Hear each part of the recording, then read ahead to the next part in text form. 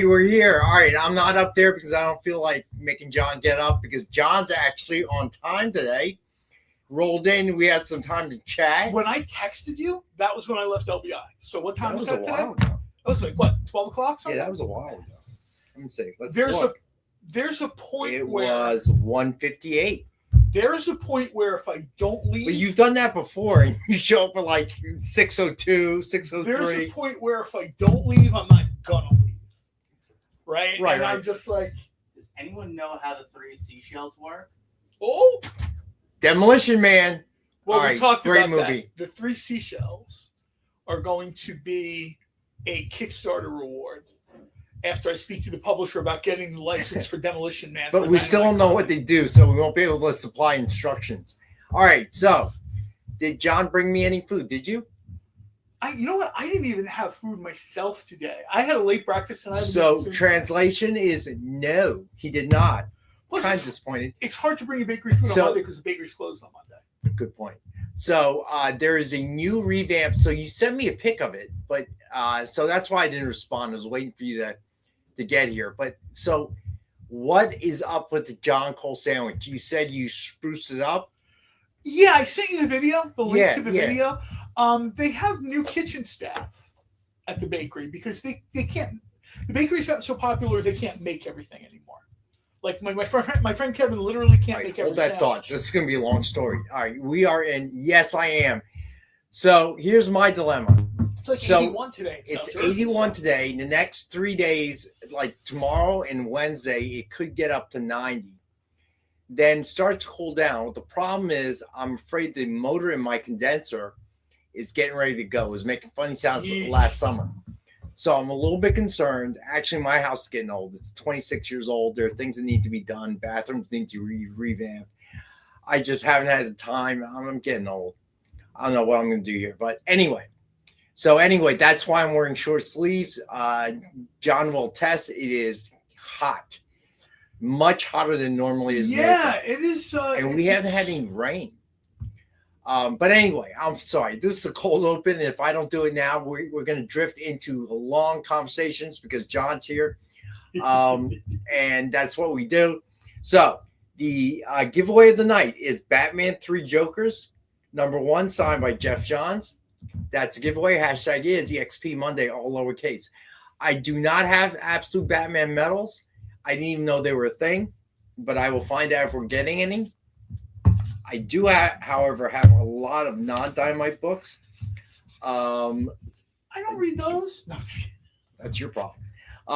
And variants of Superman, Spider-Man, quite a few. Oh, good. And for Easy Go Lucky, if he's in the house, I have the blanks he was looking for. So I have 5 blanks, I want to say, all up and down. So another thing is easy. There he is. If you want, email me the ones you are looking for. And hey, thanks, Alberto. Thank you. And I will make sure to make a beeline to them. So I just picked like a bunch. I don't know. That I randomly. So no rhyme or reason. All right. So hang out. Stay tuned. We'll be right back.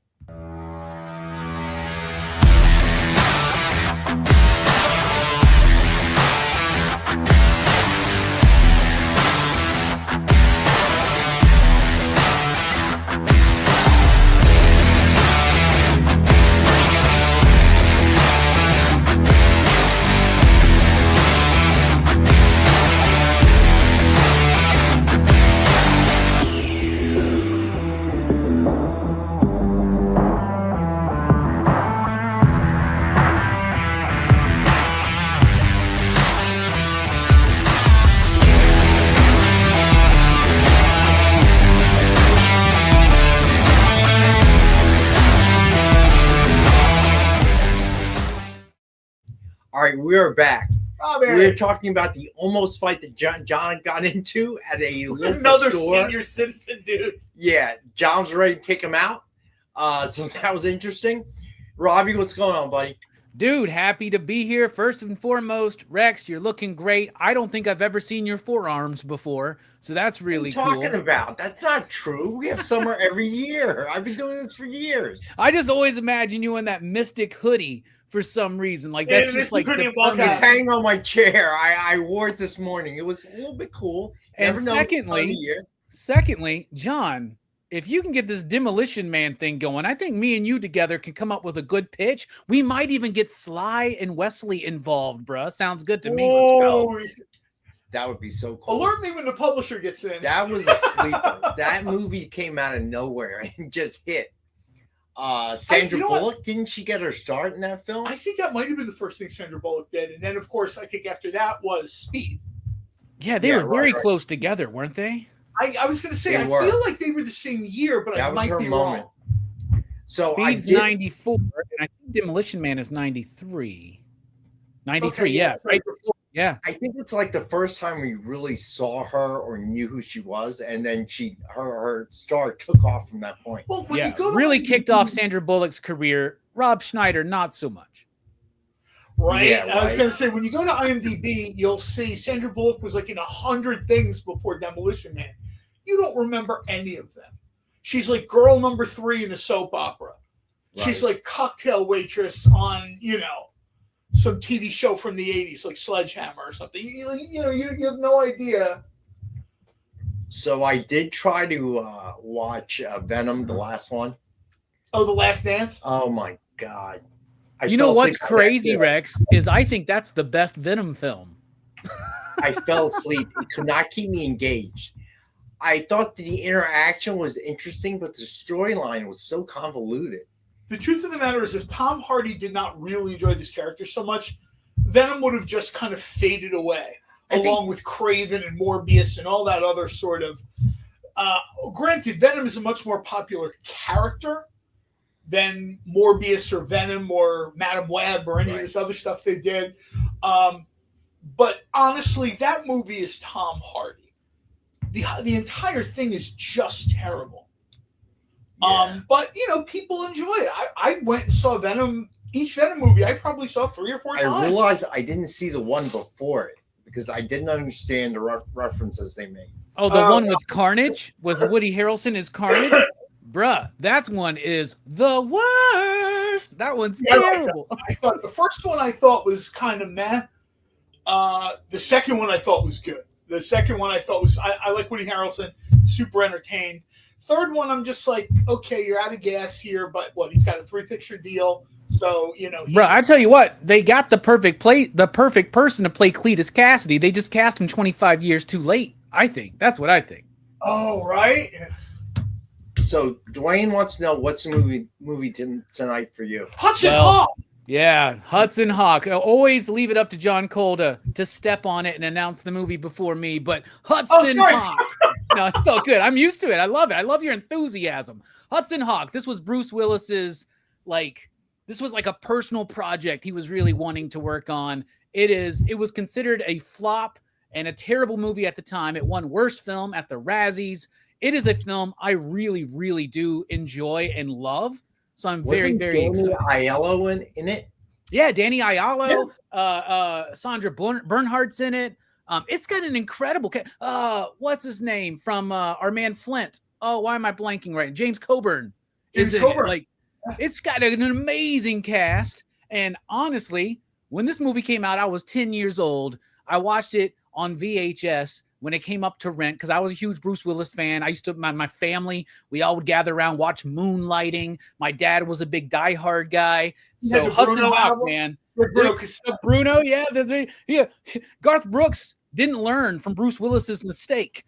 But no, I really liked the movie. So I'm very excited to talk about a movie that I don't think my panel is going to like as much as me, but it's going to be a fun conversation. I'll tell you what makes this movie even more entertaining when you're watching it on TNT's Instant Classics after 8 beers. If you imagine Hudson Hawk as the prequel to Unbreakable. Now, you might need a significant amount of beer to get this, but because the way Bruce Willis is essentially, and I'm not taking anything away from Bruce Willis. There are actors that have done that are legends. Bruce Willis is Bruce Willis in every movie. Yeah, that's right. So you either like Bruce Willis or you don't. Right. The way Bruce Willis does Hudson Hawk and the way he sort of does Unbreakable in the beginning it totally seems like Hudson Hawk grew up and got a family and got a job. Later in the movie when he's like, punching through walls, not so much. That's a little bit different story. But that first like 10, 15 minutes of the movie, especially when he's sitting in like the transit authority office trying to explain how is everybody dead and how is this train crushed, and dude, all you have is a ripped t-shirt or a ripped suit jacket. That is almost the same as Hudson Hawk talking to the police in this movie in Hudson Hawk. Oh, and also just everything he goes with. Actually, it makes sense how Hudson Hawk survives everything in this movie, dude. He jumps off of a building. He has to fly Da Vinci's machine down. He gets blown up. Actually, the real unbreakable person is Danny Aiello's character, right? Oh, right? Tommy Five Tone or whatever his name is, because this dude dies 3 times in the movie. They're all fake outs, man. I love the movie, though. It's got Marvel, you're right. This movie has it all, dude, and that was the problem. Yes, it really does. And it's one I saw Hudson Hawk referenced a few years ago in like one of the film review websites or whatever. They talked about the cast. They talked about the time the movie came out, how popular Bruce Willis is, and they don't understand why the movie was considered a flop. This movie, if you watch it in a vacuum of not having pre-read all the hype and hearing this stuff, no. Is it an Academy Award level movie? No. But it's really entertaining. It's really entertaining. It's the kind of movie you watch at a bar with a bunch of your friends, and it's just fun. All right, and the whole idea for it was birthed at a bar, believe it or not. I'm sure you can tell. Yeah, I can tell. Yeah, I have not seen that movie in years. But all right, so talking about movies from that era, because I no longer have most of the streaming channels. Wait, I thought your month was up. Isn't your month of penance up? You know what? I'm just doing it. I'm not missing it. So I'm watching Roku, right? Okay. And one of the classics came up. They tend to have themes based on the actor. And it all of a sudden I picked up watching Goldie Hawn. So I watched Overboard and Wildcats. Private Benjamin? Okay, no, I didn't like that movie. And I forgot how much I liked them. They were good movies. Wildcats was interesting. Wesley Snipes was in it. That's right. Woody Harrelson was in it. Wait, is that a prequel to White Men Can't Jump then? That's a prequel, right? And I totally forgot they were in it. I remembered Woody Harrelson, but I did not remember all the other characters that were in the movie. And it was a really fun movie. I mean, it was interesting. Dwayne, that's funny. It's Disney Plus calling you. Yeah, right. That's awesome. Yeah. Overboard was fantastic. I forgot how much I enjoyed that film. Foul Play is a good movie. That's with Chevy Chase. Yes, that is with Chevy Chase. But it was just very entertaining. I hadn't seen it in years, both movies. I forgot how much I enjoyed them. So that was good. So I do not miss streaming, not much. But we'll see what happens. I mean, when Dune comes out, the series and the movies, I'll probably go back and get HBO Max. Disney Plus. Don't you need something for baseball now? Like you have YouTube. Like how are you watching baseball games? I watch baseball on local TV or YouTube. If you watch Phillies, you're set, right? Because that's what y'all see up there, right? Look, 162 games is a lot, guys. I'm not watching each one. Oh no, I was just saying that. Like I have friends who cut cords, and in there, what happens is football season starts or baseball season starts. So football's easy because football. I have local channels because I always watch Birds, right? And they always have some other game on. So I'm not.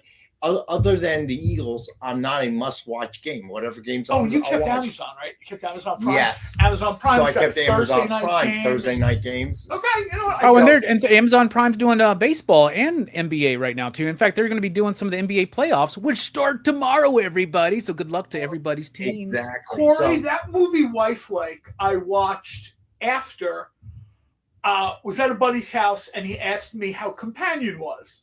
And I said, Companion's entertaining.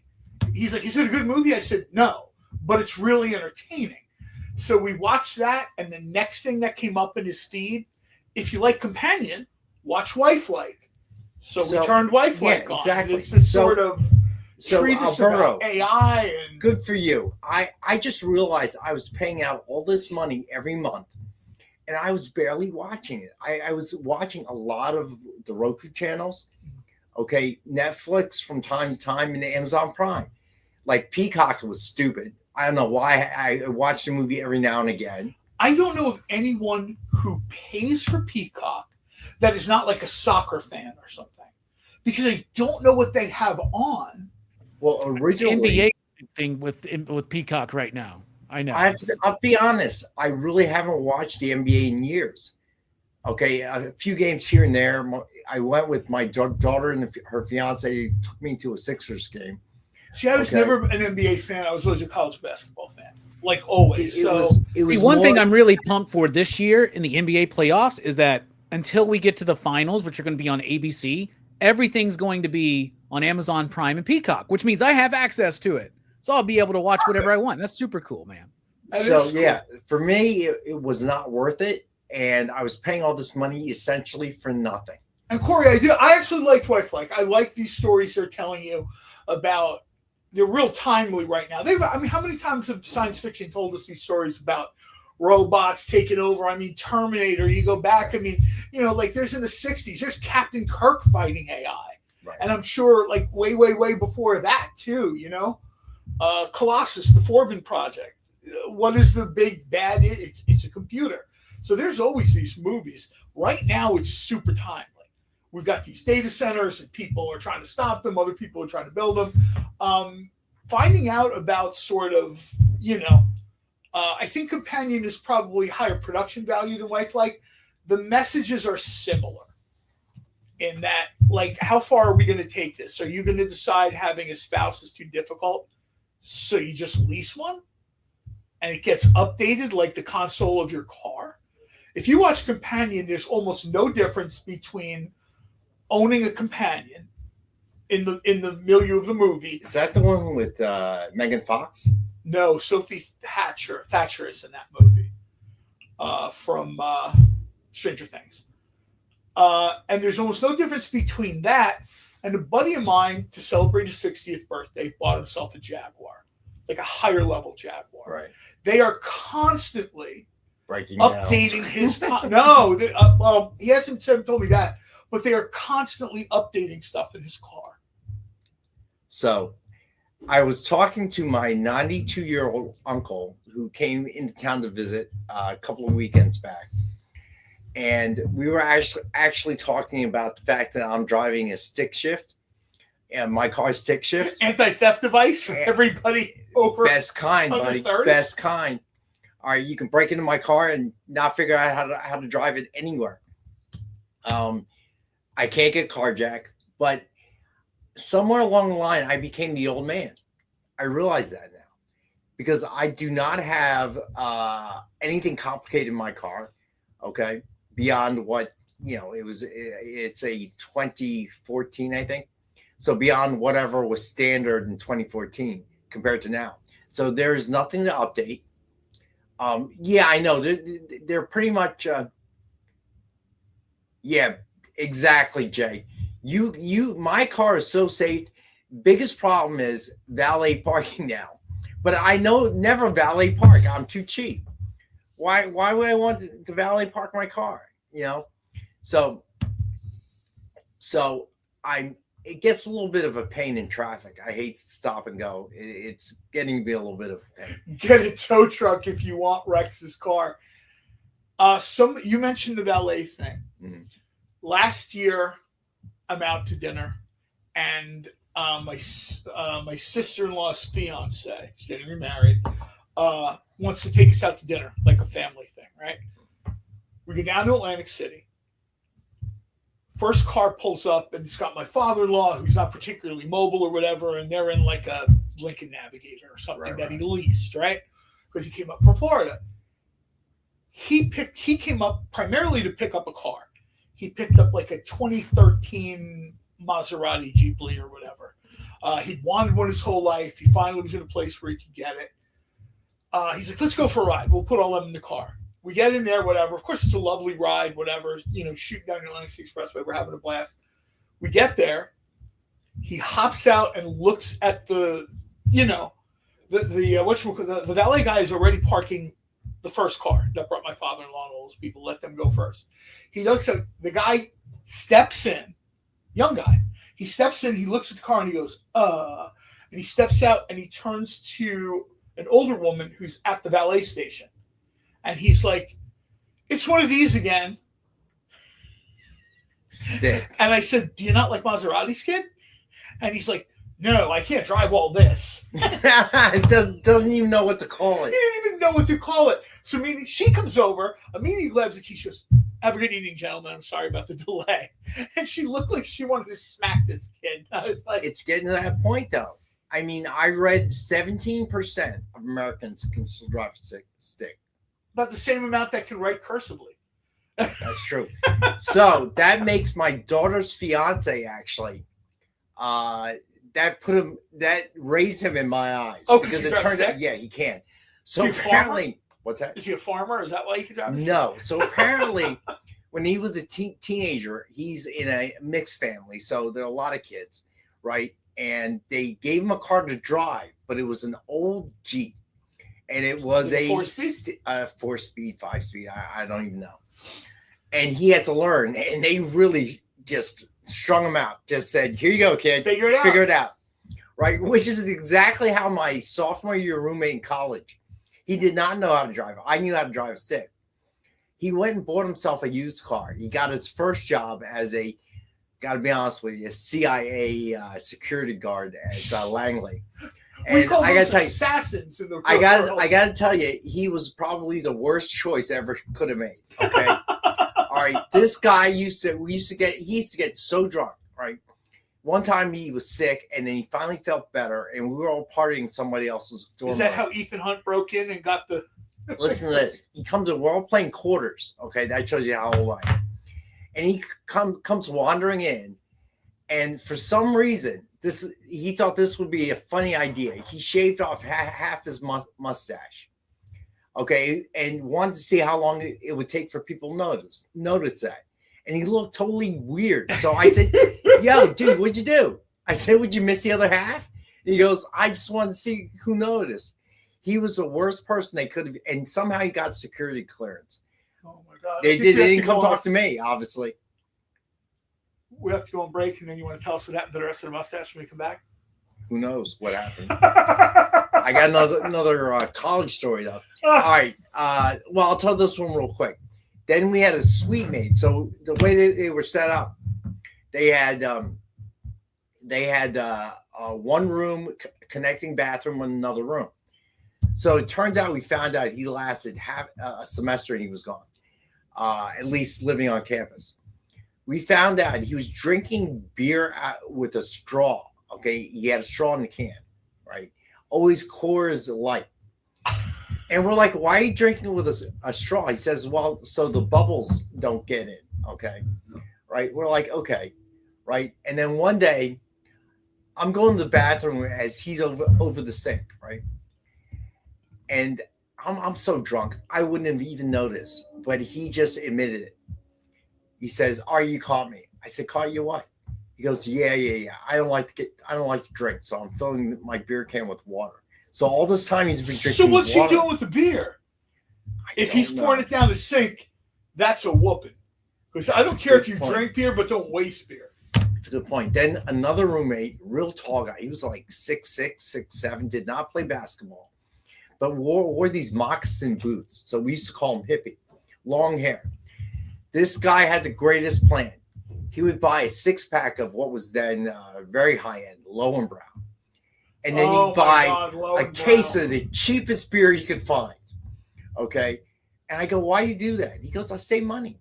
He says, I only taste the first 6 anyway. Yeah. Right? After that, it's just beer. And that made the most sense to me. It was everybody who does that with whiskey.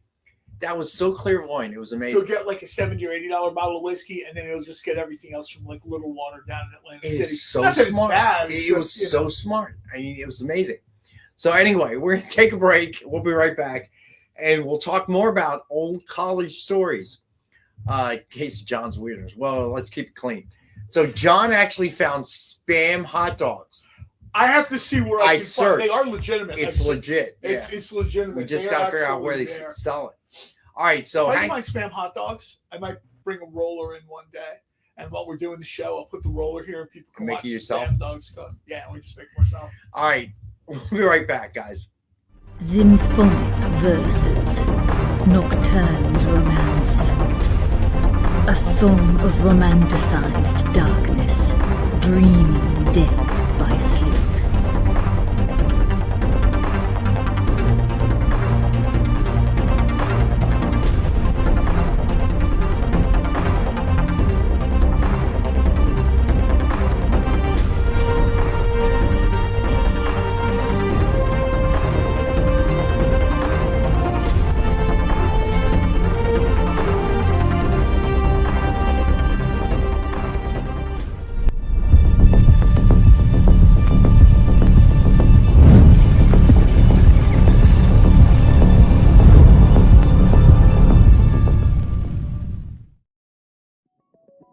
FOC, a comic industry term for the final day a new comic can be ordered by a local comic shop. So, what does that mean to you? Well, it's your last chance to order a new comic book from your local comic shop. Order up! The FOC show will go over every book that's about to be cut off every Friday afternoon. I'm going to highlight some of the stuff that I think is really worth paying attention to, so that you can put in an order at your LCS for as many copies or as many variant covers as you want. Sometimes the store needs to know to up their orders. Never miss out on a popular comic again. Order up, part of the experience. We know you probably get a lot of emails, but could you please make sure to sign up for our mailing list? We don't send a lot of emails, and we try not to bother you. We just want to give you the best information about all the cool stuff that's going on around here. Sign up on our website, theexplive.com.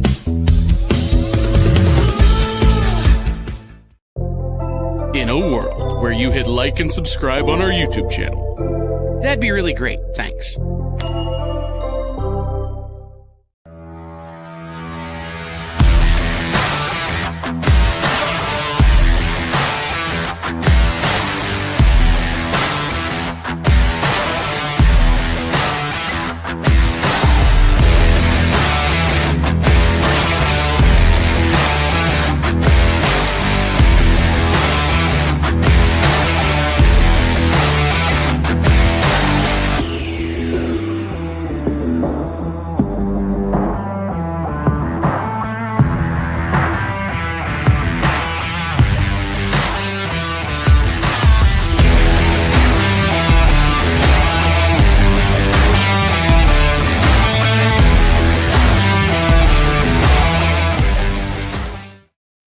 Hey, we're back. All right, let's do shout outs real quick. Let's see here. All right, CJ first in the house. Preston, what's going on? Easy, what's up, bud? Marvel fan.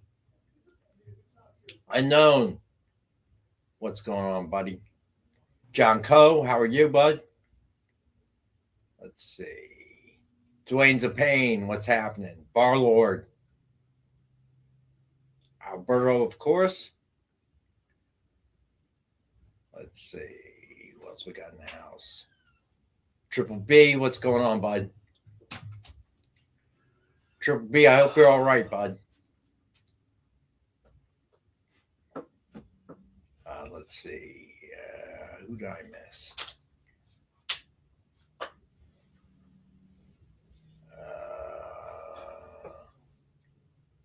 Kind of light tonight. Corey, what's going on?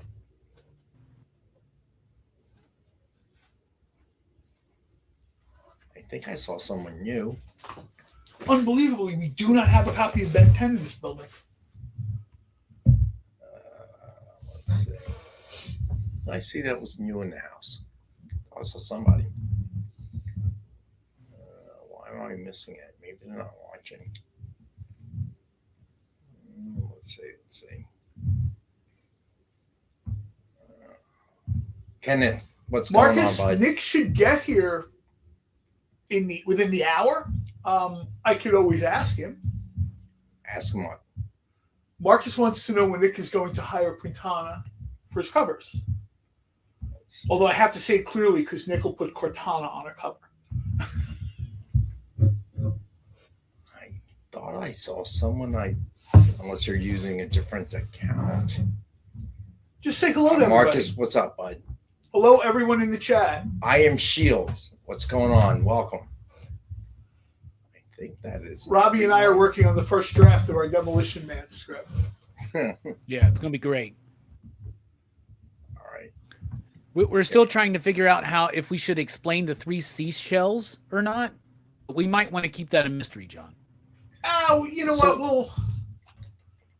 So what do you guys mean? No copies of Ben 10? I don't think there's any in the building.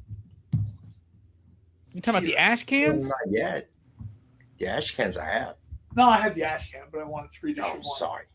It's not here yet. It doesn't come out until May. So just so everyone knows, we get the books a week before they come out in the warehouse. Sometimes sooner. Rarely. I had Space Ghost 3 weeks before it came out. In my hands. Not from me. No, from Nick's desk. Because I wanted to read one. Well, then you have to wait. I am Shields.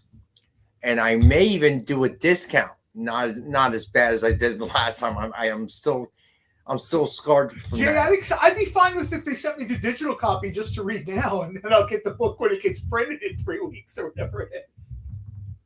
So I am Shields. I am Shields. Is that a different account? Do we know you, or are you someone new? Or Sean Butler. Oh, Sean, what's going on, bud? Got you. Yeah. Who's Sean Butler? Hashtag he's Sean. What's going on, man? Sean Butler is the internet's imaginary friend. Oh, so he's like Drop Dead Fred, but for everybody. I got you. Okay, that makes sense. There we go. I love when you hear Kyle's voice out of nowhere. I am doing a mystery box, and we'll do something. I'll do something with the price.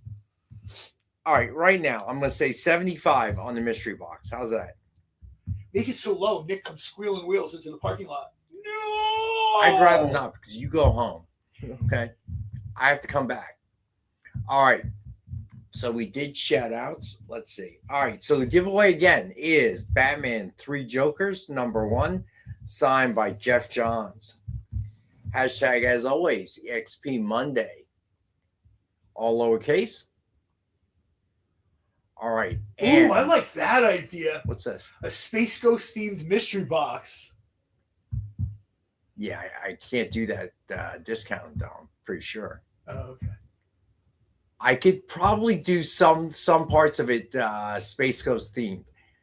What I can't, probably I can do something, but I can't do anything with slabs because I don't know if we sent any of those Space Ghosts to be slab. So the best I could do is metal covers. So let me know. All right. All right. So, so what was I going to do? I forgot. I like that people now have a claim hand. Corey said he has claim hand. So what is the survey up at the top? Is there a survey at the top? Yeah. The little thing on the right. Have we been hacked? No, that's a new feature. We're just asking if anybody, pre-ordered the EXP Ben 10 exclusive yet. 1 for heck yeah, 2 for no, but waiting for payday, or 3 they're waiting until it's on a sales show. Let's talk about it now. So, or 4. Go ahead, Jay. Fill us in. All right, let me take all this other stuff off the screen real fast. So, I got to grab the link too. So the EXP, along with Dynamite, have an exclusive Ben 10 cover done by the great Jay Fosgate. I'm gonna pop the link, take you to the website where it's a pre-order. I got the covers up here. We have the A cover, the Virgin cover. There's a line art cover for those who like the black and white aesthetic. And there's also a Virgin line art cover. And if you you go to the website right now, there's also an option for a bundle of all 4. So something really, really cool. We're really trying to push this, folks, because like I've been saying, getting this pretty popular and gives us opportunities to do more exclusive covers. It would just be awesome. So be sure you check it out. Any Ben 10 fans in your life, or Jay Fosgitt fans, just let them know. All right, cool there you go. So Preston, let me know if you're talking about the commission. I have not gotten that in from Tracy yet. Part of that is my fault. I was late getting her the label. That's on me. But so that has not come in yet. If you're waiting for something else, email me. Let me know what it is. All right. And was it you? I think it was you with the one package that was lost. Or is that what did you get then? That finally came back. I have not sent that out yet, but I will if you want me to. Hey Rex, real fast. Sean wants that mystery box. All right, so Sean Butler, let me write it down. Nice, Sean, my favorite dude. Way to come through, man. You should get 2. Got you, Sean. What about the Robbie Bills mystery box set? Yeah, I got a pretty good idea. I know it's going to be in there. Yeah, sketch covers that never come. What are you talking about? I did that one last week. Preston, yeah, I have not gotten commission back yet, but again, that's kind of on my part too. I did that one last week. What are you talking about? Look at that. Look at that. Oh, I like that actually. I'm working on one as we speak right now. Look at that. What's going on? Oh my goodness. Same one. We absolutely have a Robbie Bills mystery box set now. It's the same one. There has to be at least one blank though. It's not the same photo. What are you talking about? It's the same pose. This is what I draw, man. Head and shoulders, 3/4 view. Let's go. Now, you know what we need to get him to draw with that pose and that hair? Buckaroo Banzai. Ooh, that's a good one. Oh, yo, let's do a Buckaroo Banzai comic. Man, that's what we need to do, man. Get these cool Buckaroo little Banzai meets demolition. I might be meeting Peter Weller at the end of May because he's going to be at a Nashville con with Cassandra Peterson. Him, Christopher Priest is going to be there. I'd love to run into him again. Nice. So I think if I'm at a place where Peter Weller is going to be, I got to go meet him and tell him how much I love the adventures of Buckaroo Banzai across the 8th dimension. Well, everybody sees RoboCop, but I just see Buckaroo Banzai. RoboCop and Buckaroo Banzai was recently on Roku. Really? Yes. Well, now we're at a point where there's so much content. Decades and decades and decades of movie and TV. You can find almost anything, anywhere on one of the non-pay I'll tell you what. You know what? I actually I'm watching things that are things I've seen before, like Overboard or Wildcats or Buckaroo Banzai. Now, because I don't have the other options. So I find when I had all the streaming channels, I'd be there flipping through, right? And eventually pick something I've seen about 1 million times because there were too many choices. So now I'm forced to watch things I hadn't watched in a while that I may not watch when I had all these choices. Because I would think, well, I'm paying for HBO Max, so why am I watching this movie on Roku channel? You know, it's a waste of my money. And I go and look at HBO Max, end up watching something I've seen 10 times. So I feel like this is causing me to watch things I wouldn't normally watch, which I think is a good thing. Not Talking to the guy that likes to see everything 10 times, I get it. I absolutely get it. Before I drove up this morning, a couple buddies and I watched with breakfast Primate. Primate came out last year. It was not a good movie. I love this movie. There is nothing funnier than watching a house full of drunk teenagers get terrorized by, I don't care if it's a guy in a mask. I don't care if it's a malevolent spirit. This one is a monkey with rabies. And I am cheering for the monkey the entire movie.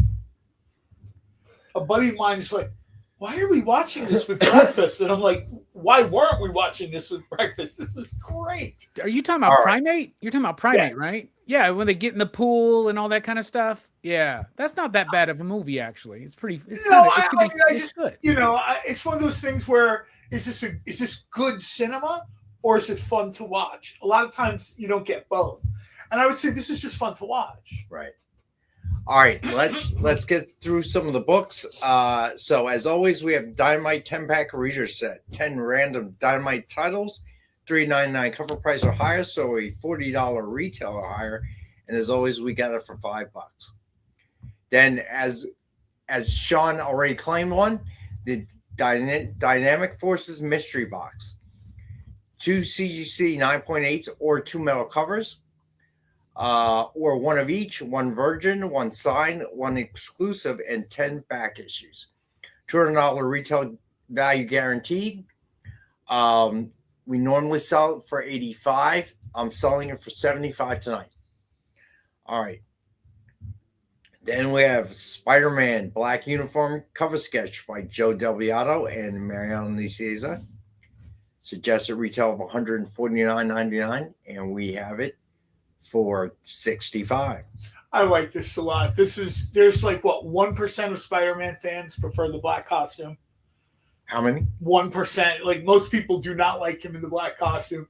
I've always loved Spider-Man in the black costume. It made more sense to me that a character like that would be in black rather than Superman colors.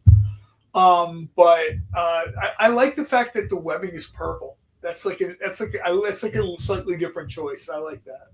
All right, so you're gonna love this one.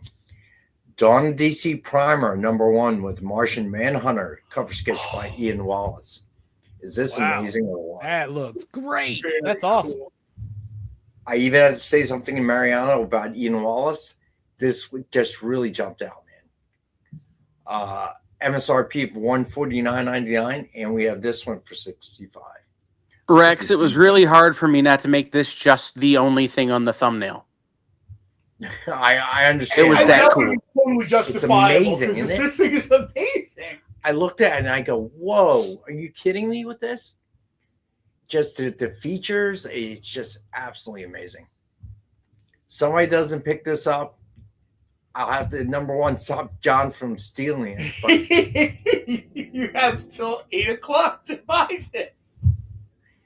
I mean, I like this a lot, man. Isn't it amazing? I actually had to say something to Mariano. I'm like, whoa, dude. Martian Manhunter continues to be one of the most underrated characters in DC. Although Absolute Martian Manhunter, very cool. Very cool. Freaking crazy book, dude. It's like psychedelic noir. It's awesome. That's one of my favorite comic books out right now. It's almost like if Steve Ditko did this book. You know what I mean? It's got this weird, almost like Shade, the Changing Man energy. Some of the layouts, I cannot say enough about this. Some of the other Absolute characters haven't really connected with me that much. I mean, the books are good, but this got me super excited. This is far and away my favorite Absolute book. It's not even close. All right, next up we got Batman Harley Quinn with Joker and Harley Quinn animated cover sketch by our friend Tracy Medina. Nice, Tracy. MSRP of $149.99, and we have this one for $65. All right. And then Justice League #1, and I spelled league wrong. Sorry about that, Jay. And he corrected it for me with Armored Wonder Woman cover sketch by Joe Del Beato and Mariano Nicieza. MSRP of $149.99, and we have this one for $65. I prefer Wonder Woman in the armor. Like any kind of different iterations of it, I prefer the armor. I prefer the skirt. Makes me feel like it's like ancient Greece, that kind of. Yeah, I was going to say the skirt really leans into that Greco-Roman vibe that the character has. I actually asked. I don't know if this is what this one is done, but when Mariano was asking for ideas a while back, I said to him, "Wonder Woman in armor." Now, in my case, because of my tastes, I wanted the Wonder Woman from Kingdom Come. That's my all-time favorite version of Wonder Woman. Her armor in that movie, in that comic, is just... And she kind of did it a little bit in the second Wonder Woman movie, that type of armor. The one about... No, that was the 1984th Wonder Woman movie, bro. That was part 1984. You missed a bunch in between, man. Apparently, I missed a bunch, man. I very much like that. I like the fact that it has metal wings. Everything about that armor screams like Wonder Woman to me. I understand why they don't put her in armor more often, but the same with Vampirella. People thought I was nuts because, like, a big reason Vampirella has pop is because she's wearing, like, dental floss. And I'm like, you know what I would absolutely love? Some of these versions from the Vampyverse where she's wearing armor are amazing. All right, so last one, Vampirella, year one with number one with Vampirella cover sketch by David Williams. That's really nice. MSRP of $149.99, and we have this one for $65. Steve, I mentioned Megan Bain to some friends about how I would love to see.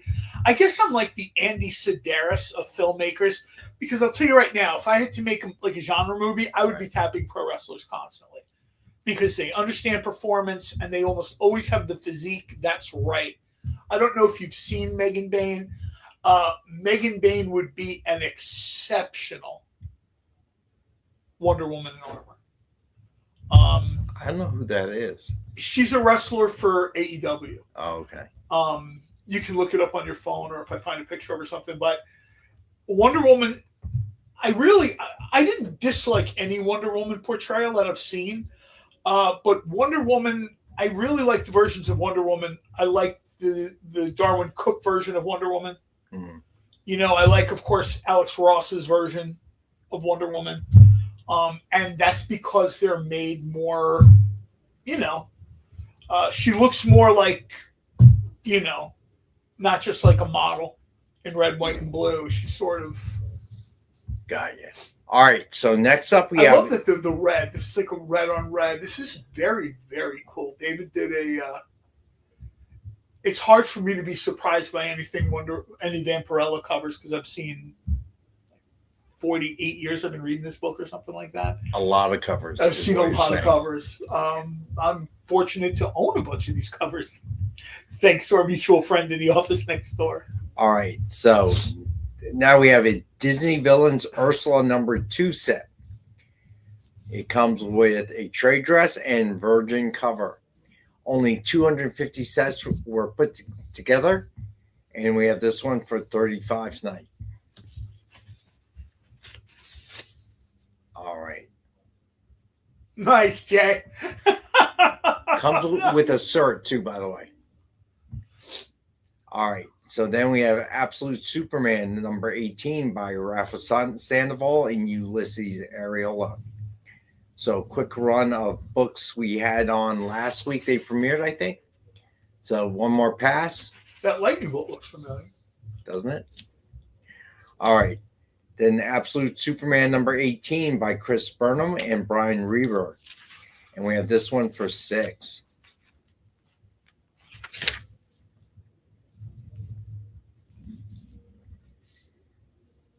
Then Absolute Superman #18 by Chris Burnham. Oh, no, I did that one. Sorry. Absolute Superman #18 by Ben Oliver. And we have this one for $6. This is very artsy, and sometimes I don't like that in comic covers, but this is exceptional. This is really cool. For some reason, my back is killing me right now. This shit sucks. Kyle, my work is done. There we go. All right. So then we have World's Finest, Batman Superman #50 by Raza. Kyle has to get back to work on his new channel, The Culinary Experience. And we have this the one Bill's for Burger $6. Show.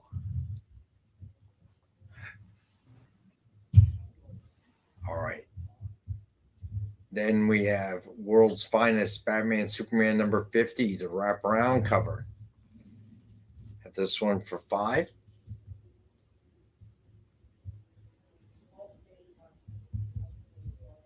All right. Then Bizarro, Year None, #1 by Nick Pitara and Michael Garland. Year None was the best subtitle. I have that for $5. Great book. You know, Kevin Smith as the co-writer, Nick Pitara as the artist. The art is amazing. It's super fun, and it's very silly, just like this book should be. I just finished a Kevin Smith book last night. I read it before I went to bed. I had it for a while and I hadn't read it. It was Jay and Silent Bob meet Archie. That was actually good. I really liked that man. Super. I kind of love the Archie crossovers. Some of them were so ridiculous, like a Predator and Riverdale. This was just a lot of fun. It was just a lot of fun. I could see that. I could see there being another take on that. In the writing, you can see Kevin Smith really enjoys the Archie characters. Right. There's all these great little Easter eggs popping around through the book or whatever. You can see he enjoys like the Archie's world, and I could totally see him. You know, I know he's doing podcasts and a zillion things, but I could totally see him saying, "Hey, you know, I'm gonna take another swing on this." All right, we got Invincible Returns #1 facsimile cover B, and we have this one for 5.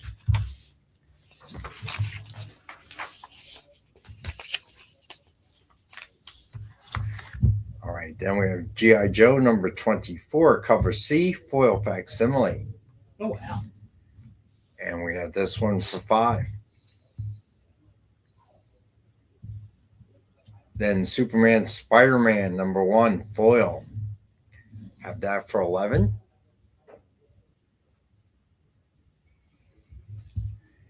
Then Alien King Killer #1 by Alex Maleev. And I have that one for 5. I was one of the people that initially was not confident that Marvel would do a great job with Alien. I love the Dark Horse. Before Dynamite, I was an enormous Dark Horse fan. I really loved the stuff they were doing then with Terminator, Alien, Predator, that kind of stuff. I have to admit, though, not everything Marvel has done has been at that Dark Horse level, but a lot of it has been. A lot of it has been really, really good.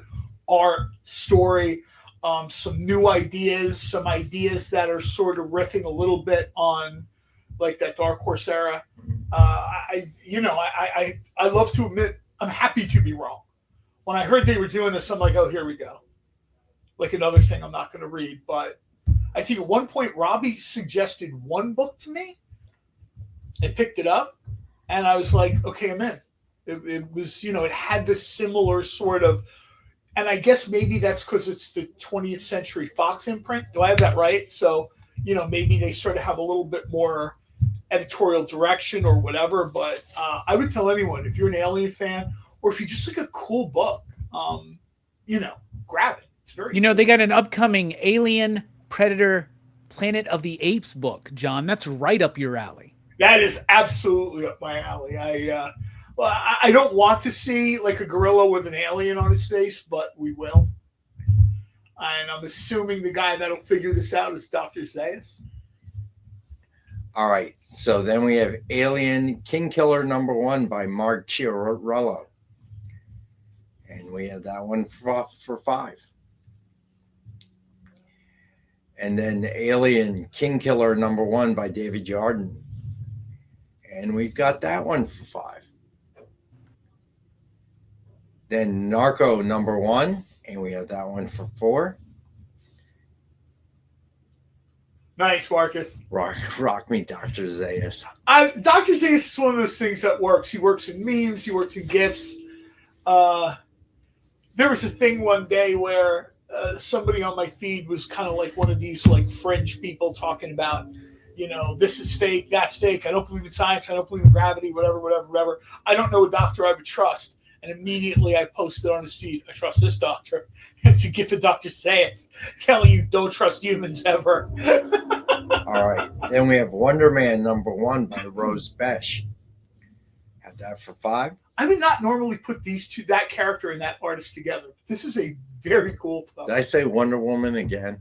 Wonder Man. Sorry, guys. I know, gender is hard. Wonder Man. Like I said, I don't know if I would have said, hey, I need a Wonder Man cover. Somebody get me Rose Besh on the phone. But look at it. It gives it a different energy, the smile. Then we have World's Finest #50 by Mark Spears. Oh, that's an interesting cover, isn't it?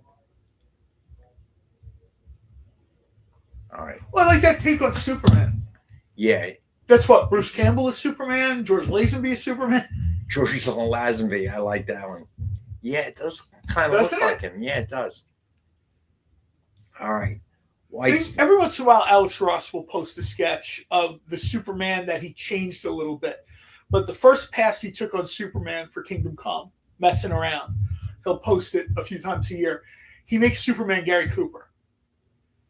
And of all the sort of Hollywood celebrity swap outs that have been done over the years, if you're an old movie fan, right, and you've watched Gary Cooper movies, especially High Noon, yeah, that's exactly the Hollywood guy you put in the Superman suit.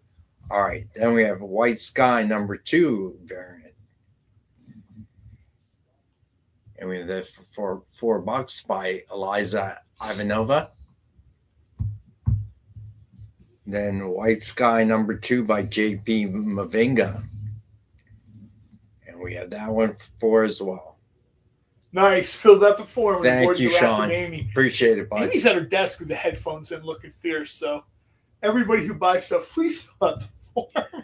I can't believe this is still here and no one's bought it just for the title. What? Florida Hippopotamus Cocaine Massacre #1. And I have to say, price of $5. This is one of my favorite books of the year. I love this book. This book is great. If anybody needs a quick pitch, this is what it's about. A major drug lord runs a theme park that's themed around hippopotami in Florida, right? Then all these different factions are there to take out the drug lord. He says, screw this. And he has developed this highly potent form of cocaine called New Coke, right?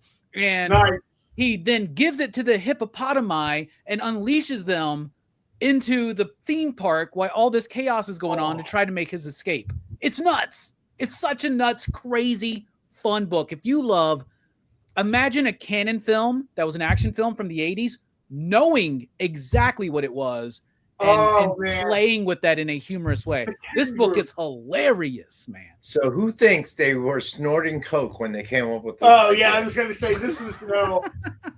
I'll tell you right now. Now I need a Peter Potamus Predator crossover. The second. All right. Next up, we got Invincible Returns #1 facsimile cover A. Have that for $5. It just real fast on this one, folks. I know it's a facsimile, but Invincible Returns also is Mark Grayson returning to the OG classic suit. He was wearing the blue and black one for a while. He returns to the blue, black, and yellow one. And I believe it's the first appearance of Grand Regent Thrag, one of the most BA bad guys in the Invincible universe. All right, so timeout. Triple B just said he's been diagnosed with shingles. Oh man. So now I'm going to get my vaccine for shingles tomorrow. Okay. So hope you're doing all right. Tracy, I see your text, your chat message. And so Preston was asking. So Preston, she put it in the mail. Again, my fault. It's on me. I was late getting her label, so that's on me. So Marcus, yeah, I know. My doctor reminded me again. So I just have to go do it. All right. So then Invincible Returns #1 facsimile cover C.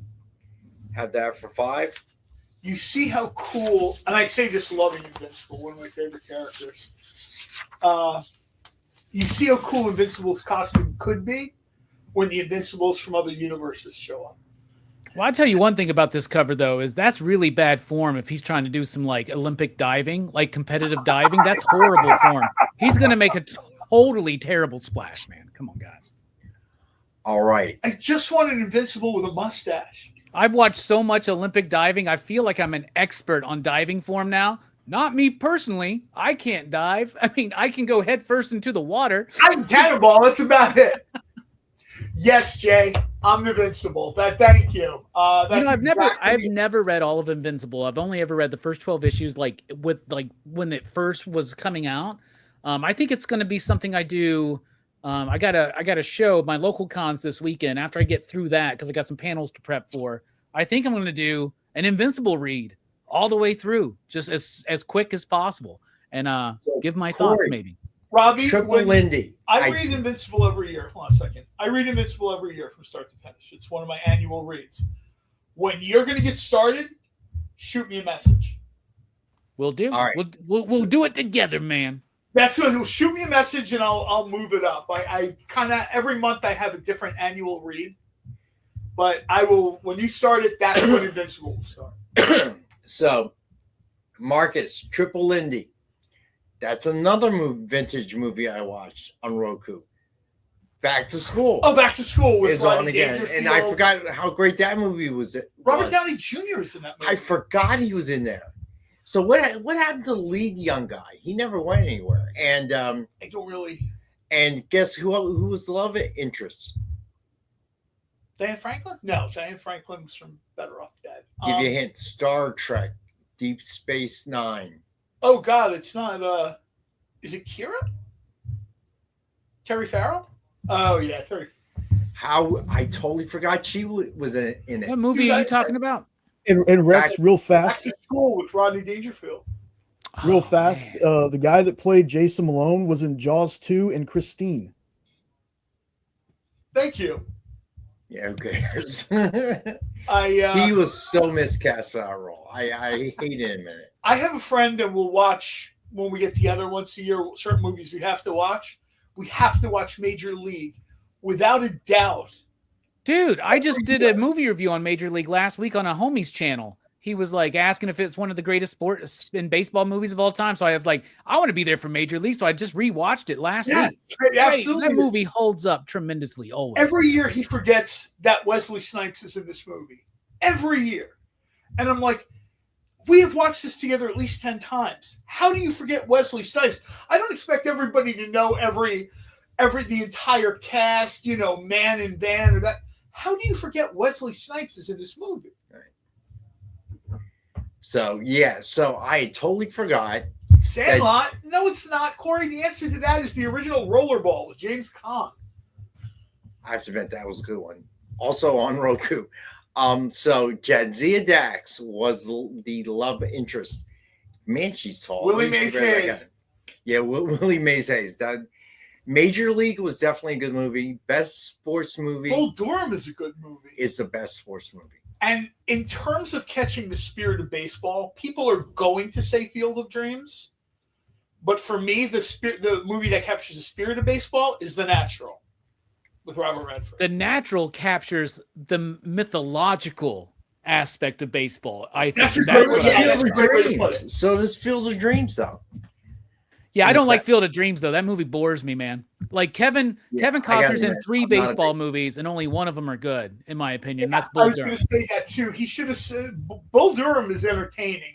Field of Dreams is it's tough to get through. It's not. But Field of Dreams isn't for me. For Love of the Game doesn't really quite work for me. Actually, he did a good golf movie. Tin Cup is actually a pretty decent Tin Cup is a good movie. Golf. Yeah. Maybe he plays a lot of golf, so he sort of. I'm like Sandlot. It's Sandlot. It's for baseball movies. Sandlot, Bull Durham, Major League, The Natural, and 8 Men Out. 8 Men Out. Agreed. So we're talking just baseball now, not sports in general. So just baseball. I have to say Bull Durham #1, League of Their Own #2 for baseball. Major League probably #3.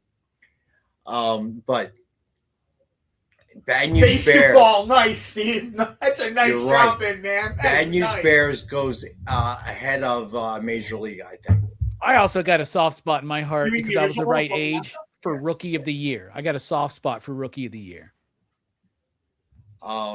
In terms of Angels in the Outfield football movies, I think the best one still to this day, North Dallas 40. More than Ryan's? Is that the James Caan one? North Dallas 40? No.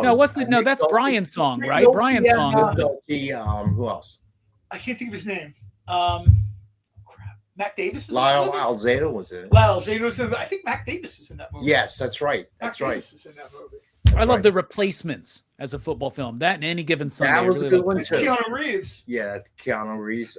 That's Neo asking to have having football uploaded. 61 was a great movie as well, Sean. I have to admit.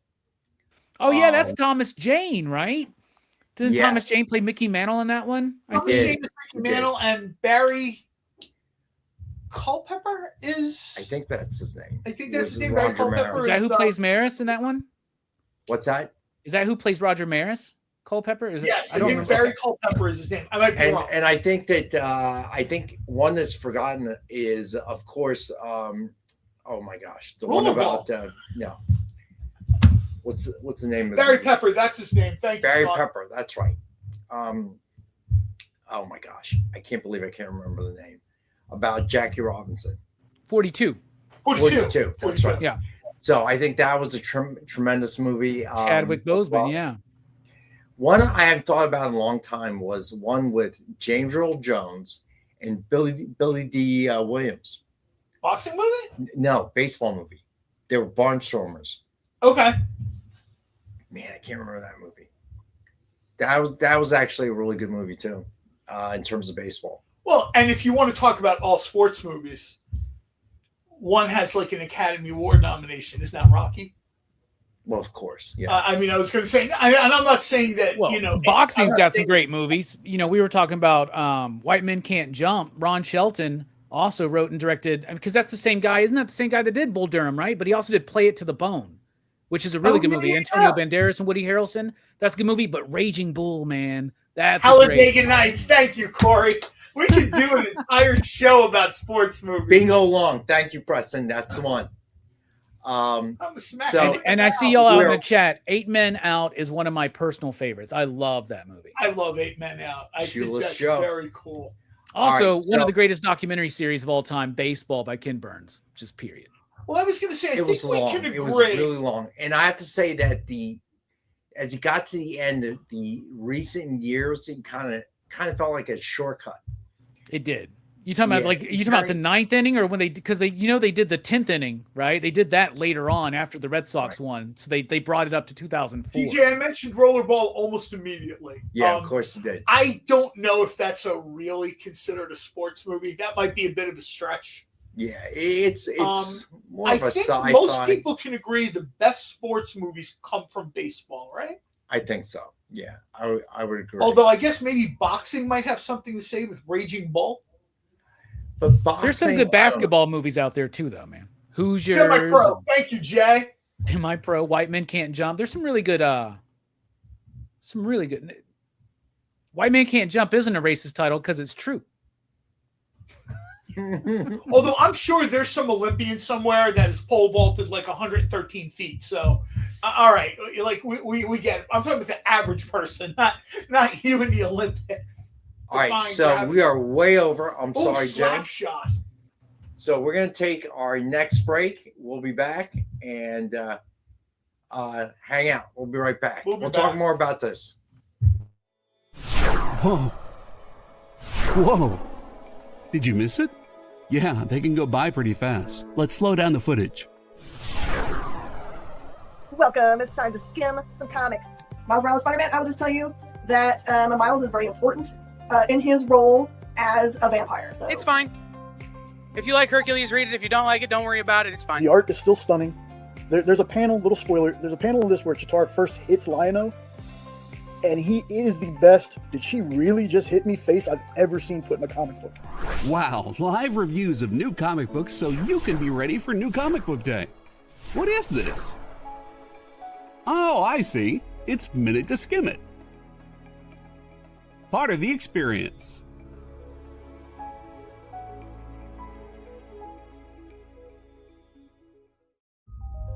Sure, comic books are beautiful, but underneath, there's something more authentic and exciting.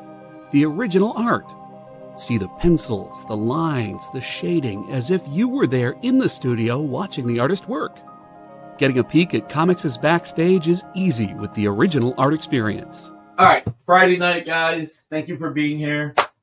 To be doing anything, the fact that you're here means the world to me. Nick's pieces are always value priced with your budget in mind, for the beginning collector to the veteran. And this is gorgeous. You got Aquaman and Mumm-Ra. Join the original art experience with Nick and our friendly crew of regulars, even if it's just to enjoy the art. Fridays at 7. It's all part of the experience. Download our app on Google Play and the App Store. It's so simple, even my mommy can use it.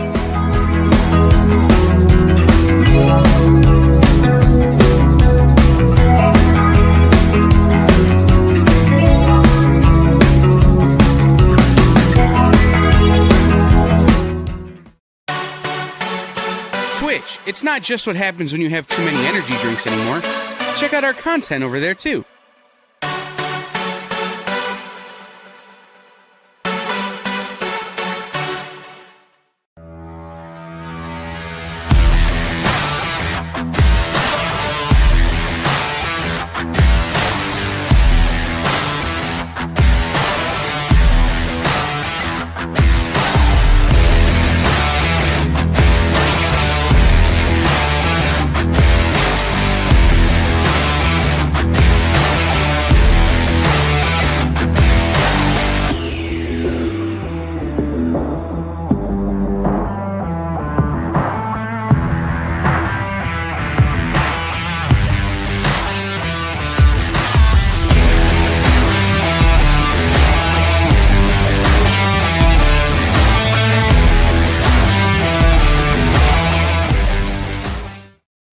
All right, so Days of Thunder. I enjoyed the movie. Nicole Kidman, obviously, but that was her premiere. But the problem with that movie is it felt like Top Gun in a car, in a stock car. Dude, that's exactly what it is. That's even how they build it, right? They were like, it's like Top Gun on a racetrack.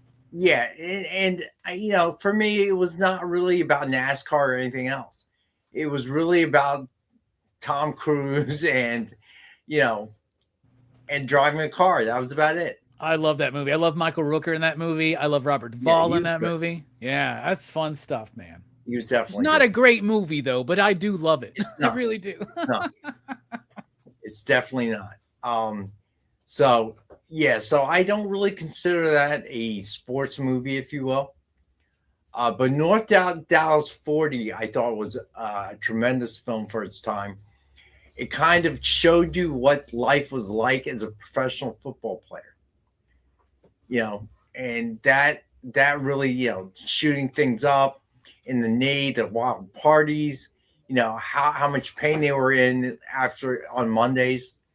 That really showed something about football that we didn't see.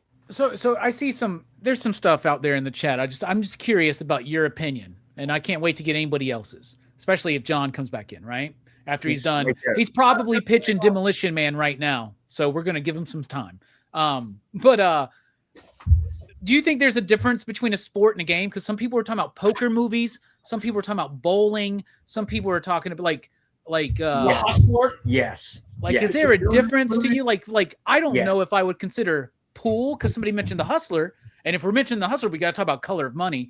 But I don't think pool is a sport, but there's a fine line though between a sport and a game, I guess, right? Does that make sense? I would say this: there is a line between what is considered a sport, a game, and athletic. Okay, in my opinion. So, to give you an example: gymnastics, cheerleading. Those are not sports. Those are athletic endeavors. I'm not You going jump by cheerleaders in the parking lot. Oh, I already have. There's a cheerleader camp right down there. That was Next week, join Robbie and I to talk about all the comics. Steve, and I think cheerleading's very close to like gymnastics, though, at least, yes, right? They're about the same. Anywhere where you need a judge. Okay, so figure skating, no.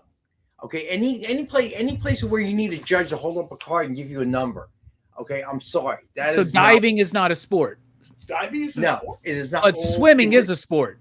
Yes, because in a sport, because swimming is a clock. Well, in a sport, you need a empirical way of judging who wins. So whether that be a basket, a goal, whether it be a race. Okay. So you're saying Kyle's barbecue career is a sport? We're going off the air right now in 3, 2.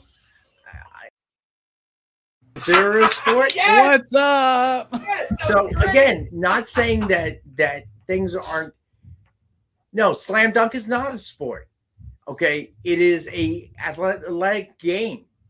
Okay, because you need to have a judge, and it's just part of the All-Star game. You're trying to make it as interesting as possible. Okay. So then, are you saying that? Then what about the darts and air hockey? Are those sports then? Darts and air hockey are, yes. Thank you, Marcus. Okay. Boxing Okay. sport. Boxing is judges. No, it is not. It's athletic. Okay. All right. Unless, wait a minute. MMA is a sport because you're beating a guy into submission.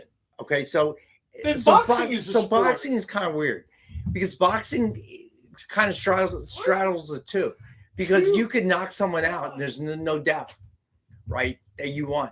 But the judging, how many boxing matches have we seen in the past where the judging is kind of suspect? You mean Hagler and Sugar Ray Leonard? I'm not Okay. over it still. You see what I'm 40 saying? years. So anything that is Dallas Cowboy football, sport, or entertainment. No, So- that's called comedy, Eddie. That's what that is. That's comedy. Yeah. So a combat sport, what does that mean, Steve? Okay. You can have a war and that's combat. Marcus just wants to see. Okay, You but don't a want sport- judges. You want to see these guys fight to the death. No rounds, no rules. I have to admit, you're right, Marcus. Marcus. All right. So it kind of, boxing and MMA is kind of weird. Okay. All right. So is back in the Coliseum, the gladiator against the lion. If the lion eats a gladiator, is it a sport? I don't know. So you do have some. Well, yeah, because in boxing, if you knock the guy out, then that's a definitive way to win, right? Yes, at that point it becomes there is no judge that's needed in that Not instance. power You see what I'm slap, saying? Mr. Easy-Go-Lucky. I Okay. can't keep a straight face when I see power slap. So what about Battleship? Is that a sport then? Playing Battleship? That's a game. That's a That's game. the way I All play right. it. I'm just kidding. So ultimately, something can be like Steve has a golf. question about the Kumite. Golf is a sport. Kumite is golf- a blood sport. Yes, it is. Golf is Steve's a right. sport, but it is not athletically very challenging, say like a gymnast, okay, or even boxing, obviously. Okay, there's a lot of walking around, but you see what I'm saying? Thank you, Jay. So in that sense, a sport needs some I love empirical that, way CJ. of winning or losing That's a great without job. without the involvement So if of, it's of the judge. athletic and it's not something judged, it's a sport.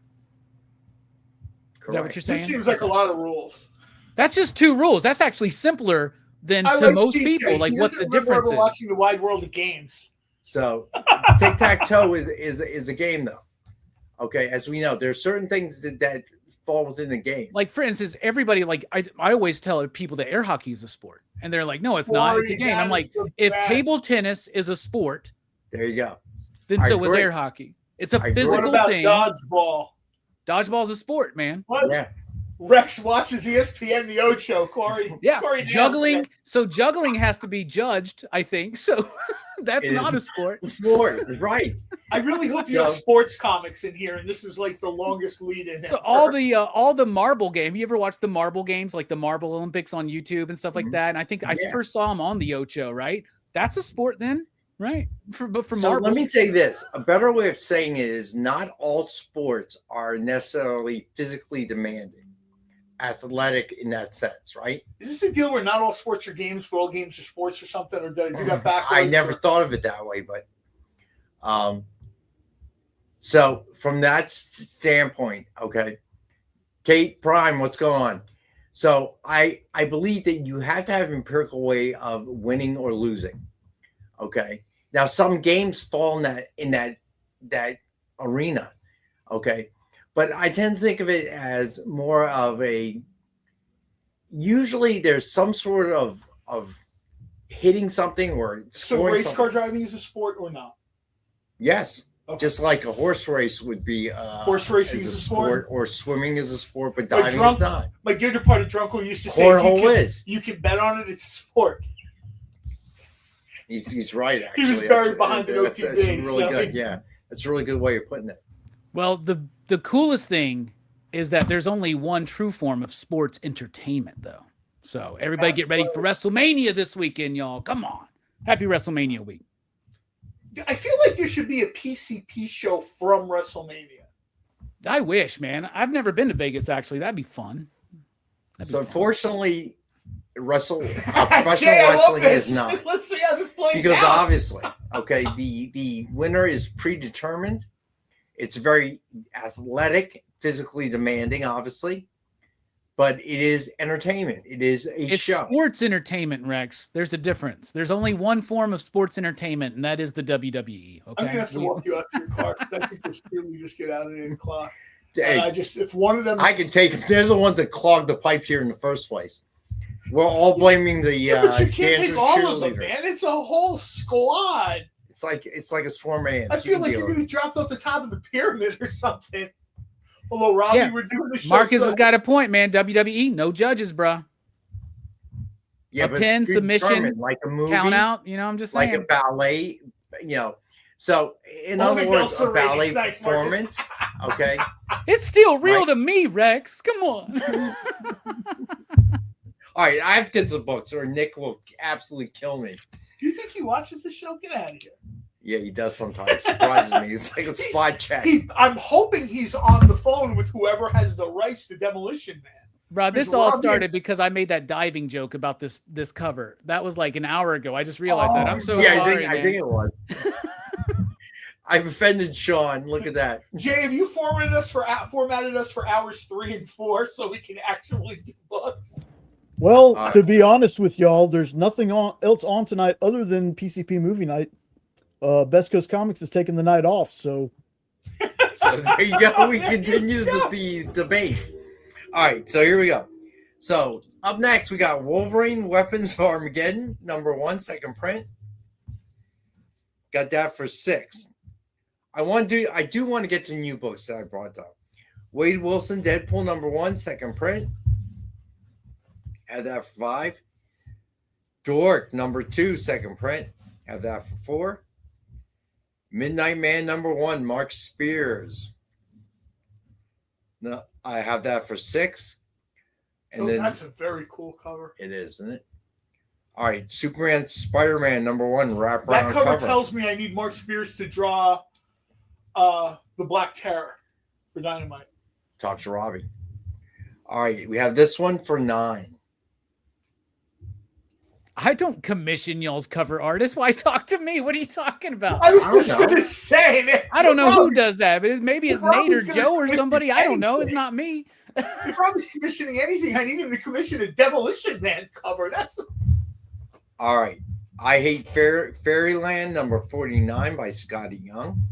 no man. Have that for 4. I This know. is both an awful and wonderful cover in the best possible way. All right, so here are the new books, and Easy, you still there? Because I did bring the blanks because he asked. So I want to make sure he gets a chance to see them. All right, so first up, we got Star Wars Shadow of Maul #2, 1:10 ratio. It's the photo variant. Have that for 10. I love this cartoon. Star Wars is great with animation. Live action, it's iffy. All right. Then we have Teenage Mutant Ninja Turtles #17, 1:10 ratio by Tom Bishop. It is a 9.0 to a 9.2. Have this one for 5. All right. It's right after these new books, Easy. Web of Venom #1, 125 ratio by Logan Lubera. Have this one for 15. It's 9.4.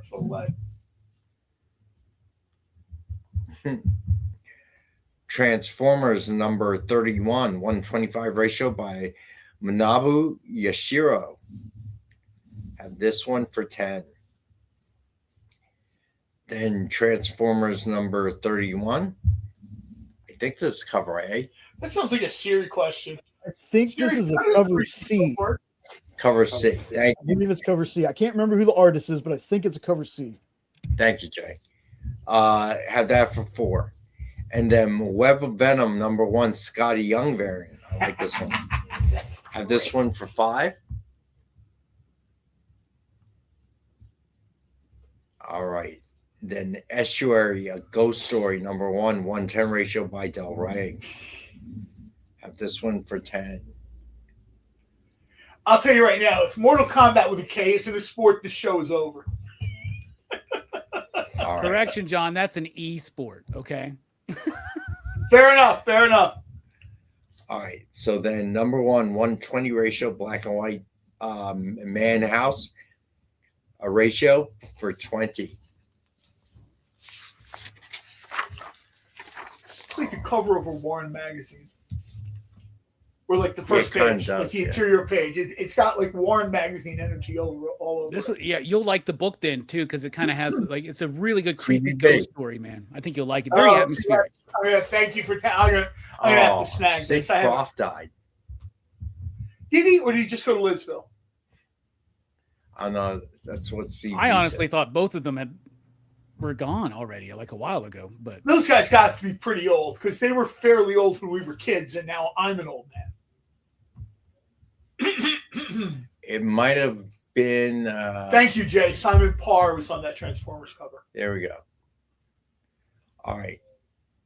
So then we have Web of Venom number 110 ratio character layout variant. Have this one for 10.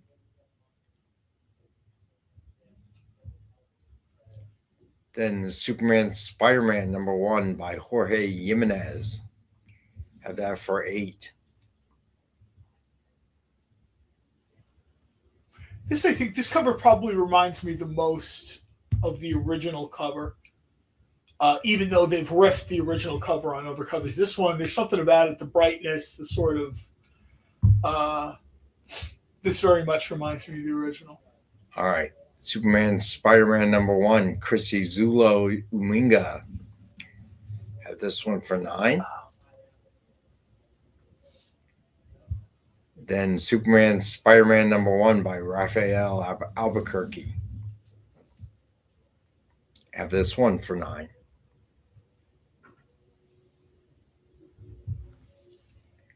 Then Superman Spider-Man number 1 by Gabriel Del Otto. This one is. Have this one for 20. you know, out of all the covers for Superman, Spider-Man, I knew this one would pop, but I didn't realize that this would be one of the most sought after and desirable covers out of all of them, man. I guess a lot of us do like that black costume, John. Guess so. All right. Superman ain't got his mullet though. He should have his mullet. But. Well, I'm always trying to figure out when I first saw the thumbnail if this was like Superman Beyond, because Superman Beyond has a black costume, but he doesn't look older. So I'm guessing, like Robbie said, this should be the mulleted Superman Returns. You know, it might be the Superman from that Dan Jurgens series where he was separated from the timeline, and that's where him and Lois had Jonathan and raised him. It might be from that. Oh, you know what? I didn't even think about that, but that's...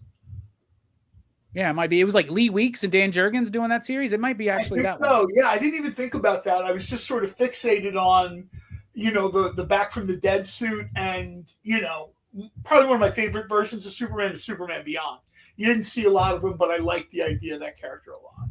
All right. Then we have Superman Spider-Man #1 by Oliver Copo. And we have that one for 9. All right. And here are the blanks. All right. Daredevil #1, the blank. Have this one for 6. Phantom of the Opera #1. Have this blank. Have this one for 6. Send Robbie another blank. Detective Comics #475. Have this. Don't send me blanks. I'll send them to you. Don't worry about sending me blanks. I have this Mumm-Ra blank right here. I just need you to do that lean with Mumm-Ra. Have this one for 5. Then Superman Spider-Man #1. Blank cover. Have this one for 9. And then Invincible #1 blank cover. Have this one for 6. And those are the blank covers. So let me know if you want any of them, Easy.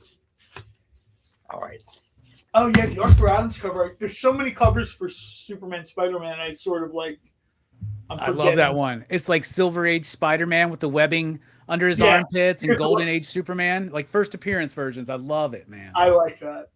All right. So the Dynamite book's coming out on Wednesday. Mumm-Ra, the Ever Living #1, cover A by Danny Earls. This is a great book, part of the big epic Thundercats Silverhawks crossover. Declan Shalvey and his art team diving into the untold history of the Dynamite Thunderverse version of Mumm-Ra. All right, then cover B by Declan Shalvey. Jay, I get that. When I heard that there was going to be a Kingdom Come Superman version of that cover, that's immediately going to become my favorite cover because Kingdom Come Superman is my favorite Superman. But some of the others, like, I haven't let it stop me from appreciating some of the others, which are very cool. All right, then cover C by John Moore. My back's really killing me tonight. Then cover D by Erica Durso. We need to requisition you like a Baron Harkonnen chair. Yeah, so there's that'd be nice. There's no weight on your limbs at all. You're just like. They're gonna wheel Rex out next week like Hannibal Lecter. Cover E, the animation art variant.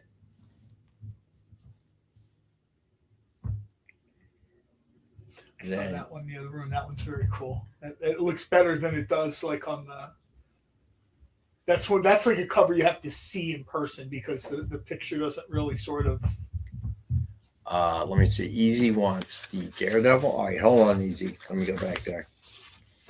All right, so you want the Daredevil. Easy. And you want the Superman Spider-Man one. Easy. Got ya. And yeah, Easy. Definitely can. I know Black Cat has been getting pushed for several years now, but Power Girl doesn't play. All right. Mumm-Ra, the ever-living #1. Cover F is the blank.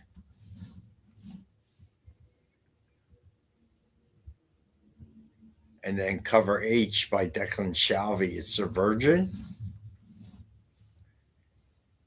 Then cover I, the 1:10 ratio. WBD library variant. Oh, that's really dope looking, man. It's I should have brought that in here because it was super cool.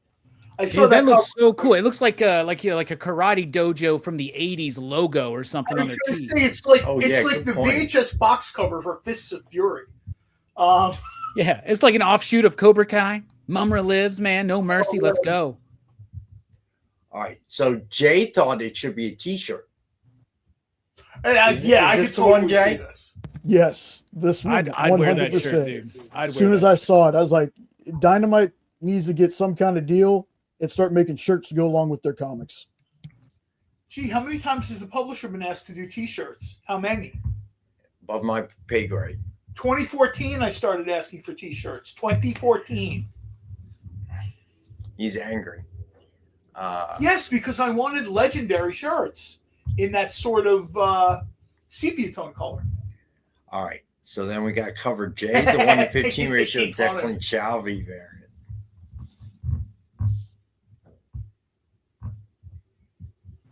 And then cover K, the 1:20 ratio, John Moore color splash variant. Then cover L, the 1:25 ratio animation art version. Then cover M, the 1:30 John Moore variant.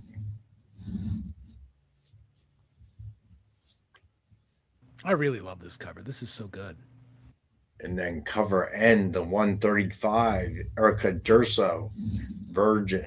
Well, that previous cover is like if Thundercats was like a horror movie, right? Because that's very much like a eerie, creepy sort of, and I mean that magazine, not eerie and creepy. I mean capital E, capital C. That's sort of like, you know, if they decided to take Thundercats into horror. That would make Mumm-Ra a way even more, you know. All right. Then cover O, the 140 WBD archive version. And we have that one for 40. I don't say this too often, but if anyone is going to buy one of these covers, buy this one. Because this is really, really unique. Oh. All right. Then also, take it to someone who's a crafty person and have them make it an iron-on transfer. All right, then cover P, the 1:45 ratio Declan Shalvey version. And then cover Q, the 150 ratio Danny Earls version. And then cover R, the 1/100 Declan Shalvey signed Larry Kenny variant. Then cover S is the blind bag. All right, also coming out Wednesday, Vampirella, Armageddon number 10, cover A by Francesco Mattina. Not to be confused with Marvel's Armageddon. Cover B by Lyrics Lee. Nice colors. Cover C by Joseph Michael Linsner.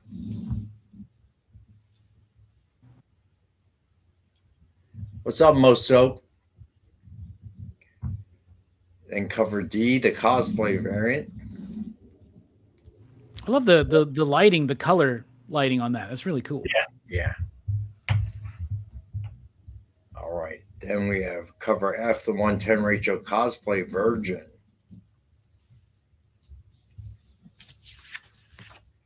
Then cover G, the 110 ratio Linsner virgin.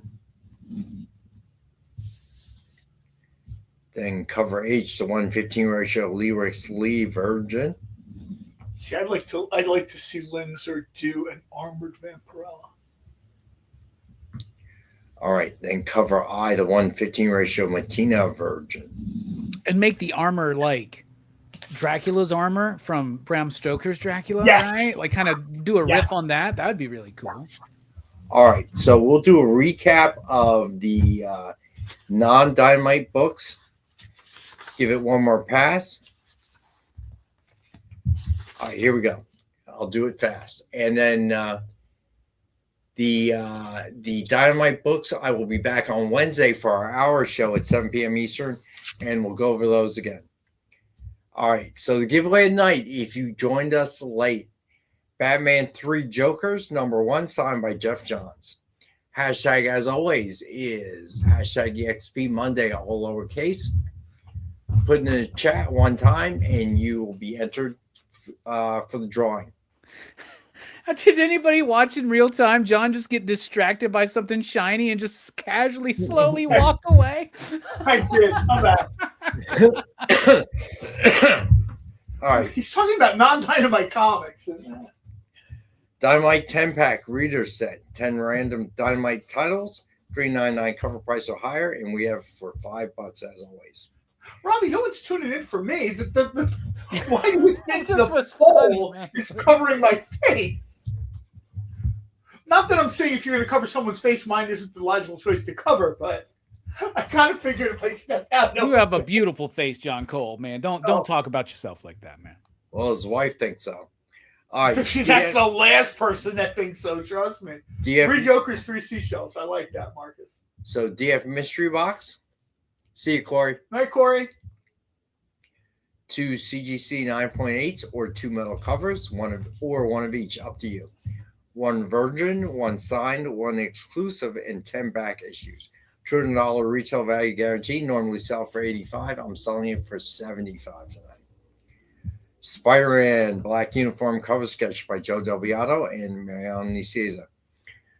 MSRP of $149.99, and we have for $65. Dawn DC Primer number 1 with Martian Manhunter cover sketch by Ian Wallace. I can't believe this is still here. I am surprised. Somebody should really. This is probably Lorena, the best sketch cover of the night. I mean, this is very cool. All right. So then Batman Harley Quinn with Joker and Harley Quinn animated cover sketch by our friend Tracy Medina. Oh, I forgot this one. I forgot we had this one. I'm such a sucker for Bruce Timm stuff that. And we have this one for $65. Justice League number 1 with Armored Wonder Woman cover sketch by Joe Del Beato and Mariano Nicieza. Have this for $65.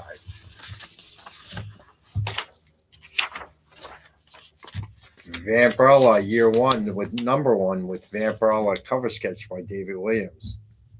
And we have this one for $65. All right. Disney Villains Ursula number 2 set. Comes with a trade dress cover and a virgin cover. Limited to only 250 sets made.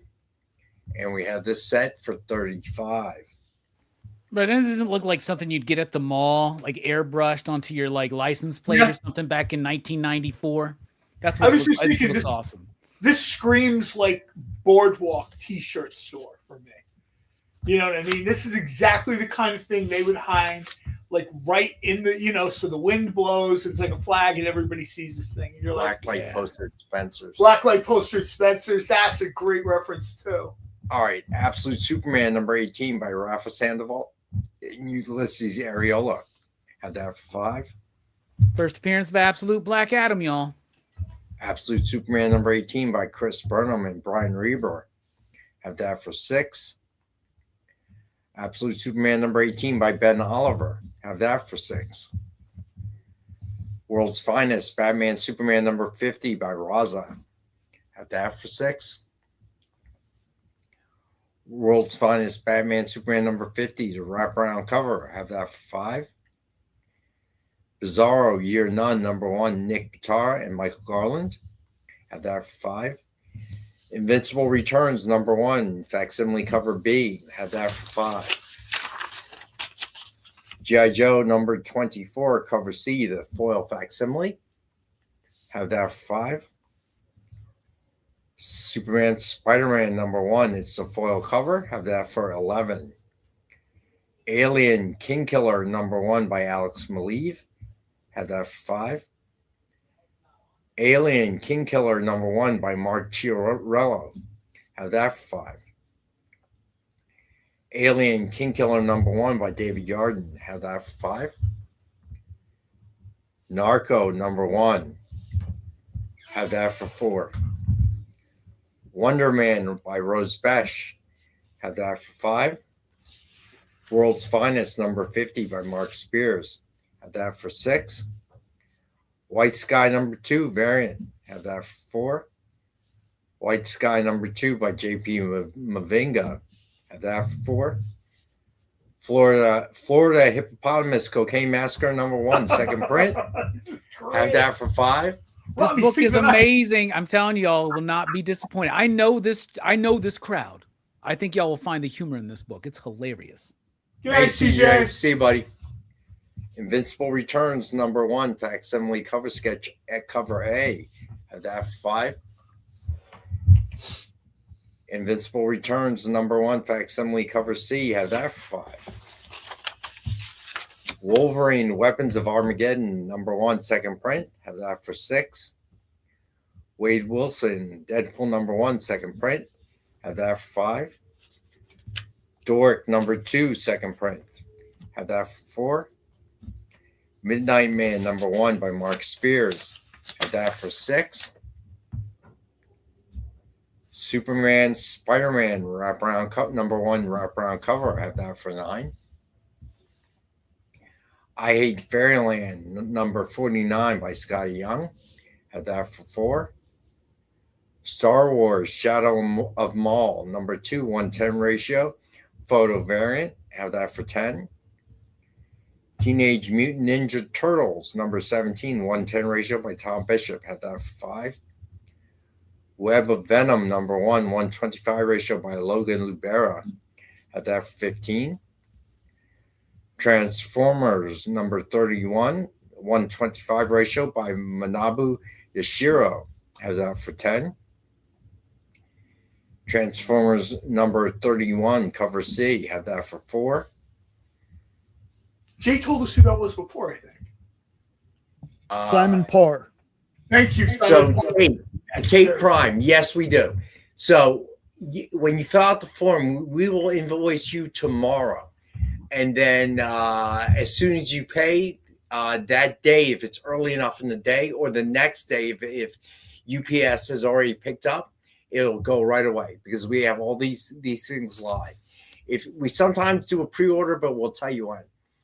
So the link that you see up there is the link to the claim form. So that especially if you've never claimed anything with us before, we need to know the ship to address and your email and all that stuff. All right. So welcome, Tate, by the way. So Web of Venom #1, Scotty Young variant. We have that for 5. Estuary, a Ghost Story #1, 110 ratio. Hold on a second. What is in this Estuary? Yeah, by Del Rey. Yeah, I gotta have get that for this 10. because Robbie told me exactly what I needed to hear about it. All right. Estuary, a Ghost Story #1, 120 ratio, black and white Manhouse. By Manhouse, it's 9.6. We have that for 20. Thank you for the recommendation, Robbie. I've said this before, and I'm not just saying it because we do the show with Robbie. I don't know. I don't think I Robbie have has to check, recommended anything Steve. to me that I didn't like. Well, Granted, take that with a grain of salt. I'm a big fan of Hudson Hawk, so you know. that's all I need to hear. Thanks, Unknown, for saying that. And Triple B. Although somebody said that Hudson Hawk's life takes a downturn, and Hudson Hawk is the prequel to The Last Boy Scout. All right. Web of Venom #1, 110 ratio, character layout. Have that for 10. Superman, Spider-Man #1 by Jorge Jimenez. Have that for 8. Superman, Spider-Man #1 by Christy Zulo Uminga. Have that for 9. Then Superman, Spider-Man #1, Raphael Albuquerque. Have that for 9. Jay, you weren't a fan of what issue 1? Superman and Spider-Man? Oh no, I love that Estuary. I wasn't a huge fan of it. Oh, okay. Sorry, I'm sorry, man. I misunderstood. I was like, you're good. You're good. I hope issue 2 kind of picks it up for me though. So Superman, Spider-Man #1 by Gabriel Del Otto. Have that for 20. Then Superman, Spider-Man #1 by Oliver Klippel. Have that for 9. And then our blanks. Let's see. Hold on. Let me cross off easies. So the blanks I have left tonight are Phantom of the Opera #1 blank, Detective Comics #475 blank, and then Invincible #1 blank. All right. And I will be back on Wednesday with Dynamite Books from 7 to 8. do we have a giveaway we have to get to? We do. Okay. So, Steve, I don't know which one you're referring to, buddy. So if we made a mistake, it's not the first time. I said Bishop, Steve, not Fisher. Bishop. Okay. I think Tom Bishop. That's Wait, what was Thomas told Bishop? me. It's Bishop and Eastman together. Is yeah. So it is Very both good. of them. Thank you, Robbie. All right. So how much time we have left? Yeah, we got time. 8 minutes? 10 minutes? All I right. think, did we wind up missing another break? Did we miss a break We today? did. We We missed did the miss last the one. break. I love it. It's your fault, man. It's not my fault, dude. By the way, this You is brought up is it a sport debate? Meanwhile, poor Jay can't get a Hot Pocket before the next show starts. so Still there's so the not Phantom of the good. Opera I did just last week, y'all. See, pretty Nice. cool, pretty cool. That'll be sent y'all's way soon, along with this Invincible one I just did, which I've never drawn Invincible, so that was my first time. So Why do they all have Robbie here? they're It's like a thing. It's a self-homage. just it's a self homage, man. That's what it is. Where do we see Buckaroo Banzai next week? Robbie, that's actually a pretty good Invincible, man. Yeah, that is Oh, a good thank you. Invincible. Thank you. It's all right. It's all right. It's my first time doing it, man. You know what? It looks like when Invincible, TJ, that's the one. Yes, you're correct. all Buddy. the alternate reality Invincibles. If you want me, give me 1 second. No, go ahead. If you want me to ship it tomorrow, I can. So it's just things that are a little bit crazy here. So, but we'll get it back out to you. I forgot it was you or Preston. I couldn't remember who. Go ahead, John. No, I was just going to say Robbie's Invincible looks like one of the stylized Invincibles from the alternate reality incursion. That was exactly my intention. And Yeah, like when they did the Oh, wow, Invincible Wars. Invincible was very cool. Yeah, the Invincible Wars. They had all the different reality Invincibles fighting. Yeah, You know, awesome. now that I think about it, that sounds very similar to Zenith, which was a Grant Morrison 2000 AD comic. Anybody ever read that? Really good book.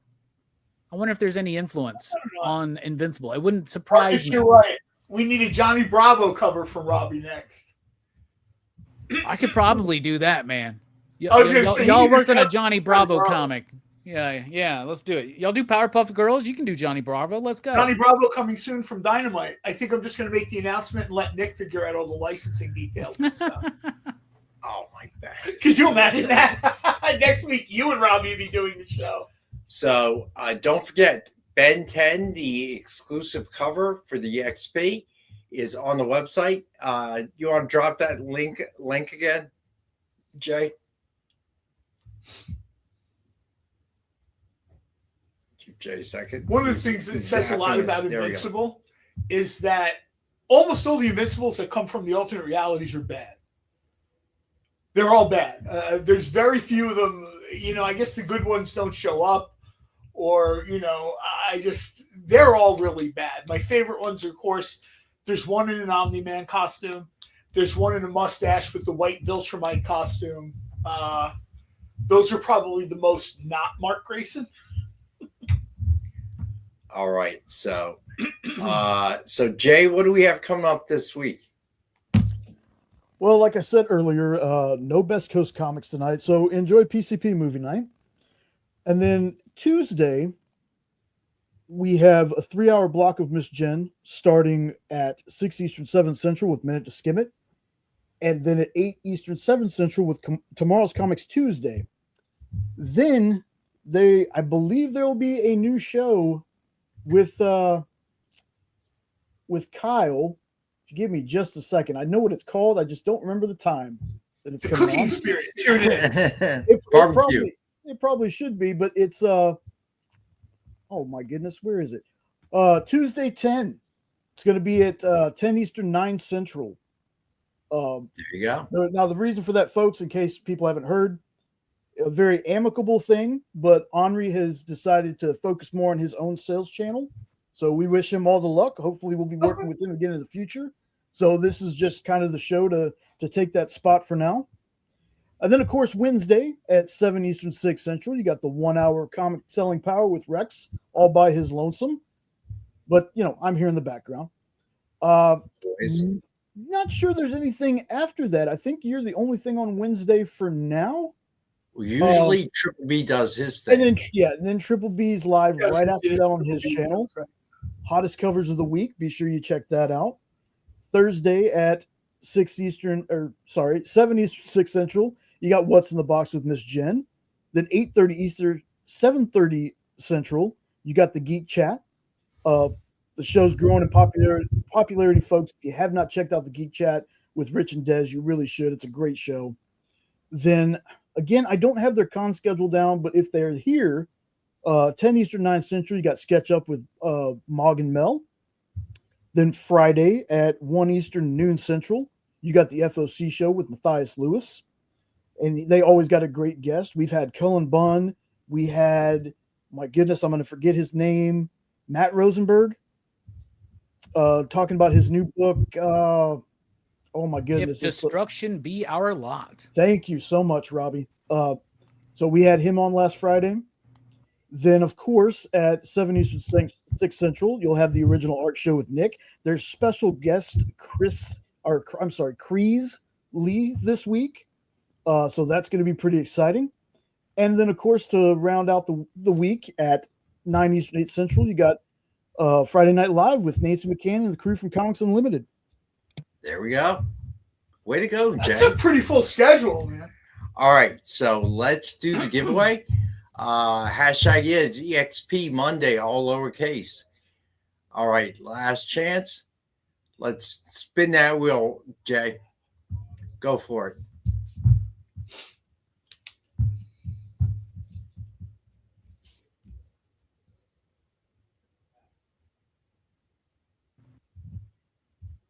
Barlord. Congratulations, bud. All right. So 9 p.m. Eastern, you got Robbie, and he will be doing Hudson Hawk tonight, which I have to say I was not a fan of the movie, personally. Boo! Boo this man. Boo. Sorry. I think maybe you should give it another shot. It's on Tubi, so you can watch it for free.